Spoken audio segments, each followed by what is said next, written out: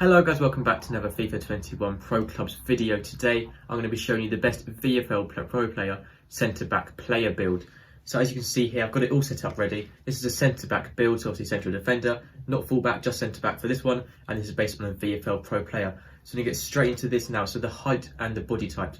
So height is 6'2" and the weight is 149 pounds. So obviously centre-back has to be the tallest position on the pitch, apart from the goalkeeper obviously. So that's why we've gone for 6'2". It's not like a perfect height for a centre back. If we go too high, they'll be very good at defending, but they'll be way too slow for what we want, and we don't want to go too low. They'll just get shoved the ball too easily. So 6'2" is the perfect, and then 149 pounds, which is a bit less than average. It means they're going to be much more agile and faster, but still have the strength of a 6'2" player. So onto the gameplay. Obviously, all you need to do is select position defender and then roll centre to make you centre back. So now onto the sort of skill tree and that kind of stuff here. So onto the skill tree stuff. I'm going to show you what you need to upgrade, what are the most important stats and all that kind of stuff. So we've obviously got the main FIFA stats here. So physical, defending, dribbling, passing, shooting, pace, and goalkeeping. Obviously ignore goalkeeping, ignore shooting, that is very unnecessary. Ignore pass, no, don't ignore passing, ignore dribbling slightly. But the main stats you want to be starting with is pace and defending. Now, a lot of people may think that you might need to start with defending as you're obviously a defender, but then what will happen, you become a big issue because you're not going to be very fast, but you're going to be very good at defending, and you'll become a player a bit like Chiellini or Bonucci on Ultimate Team, where they're not very fast at all, but have good defending, but no one wants to use them because they're just too slow. So if you go pace first, you'll become a bit more of a player, a bit more like Joe Gomez, who's not that great at defending, but still decent, but is very fast for a centre-back, so that's what you want to start with. As you can see, the acceleration and sprint speed is very, very poor by default, only 65 for both. It's obviously incredibly slow, so you really want to start upgrading that straight away to get all of that done. Acceleration is slightly more important than sprint speed, but you still want both of them to be quite high. So obviously max out that as quickly as you can, and once you've done that, you want to be starting to work on defending and physical. So start with defending. Physical is important, but you're already a 6'2". Your physical isn't too bad by default. You can see your aggression and reactions are very good. The strength isn't great, and neither is stamina. So you can upgrade a few of those sort of strength and stamina a little bit itself.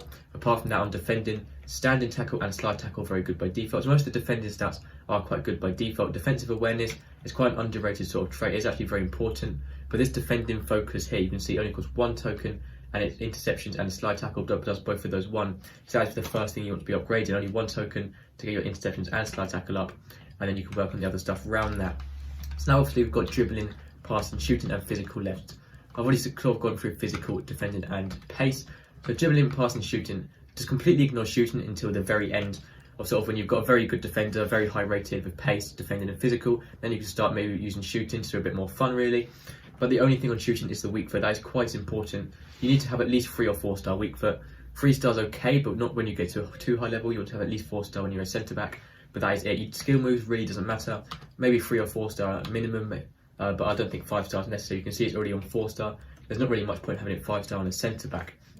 Passing is actually quite an underrated stat. You can see the short pass is very good by default, but long pass and vision can actually be quite important because if you do lose the ball as a centre back, it's very dangerous. The opposition will most likely score because you're sort of the last line of defence.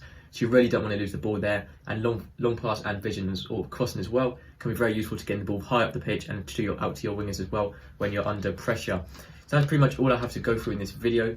Physical, defending. So sort of in this order is what you want to upgrade. So pace first, then onto defending and physical, sort of both at the same time. Then passing, then dribbling and shooting. It's sort of up to you. Dribbling, once again, not very important. I would upgrade agility though, that is quite an important stat. Dribbling isn't too important. Skill moves can be okay if you want to, but it's probably not very necessary. Balance is also, agility are very important for dribbling, so that's the only 2 you want to focus on mainly on dribbling. Agility and balance is very, very useful when you're on the ball. But apart from that, that is everything for this video as a centre-back VFL Pro Player build. I hope you enjoyed the video. Please help me out by subscribing, it really means a lot. Thank you for watching, and I'll see you next time. Goodbye.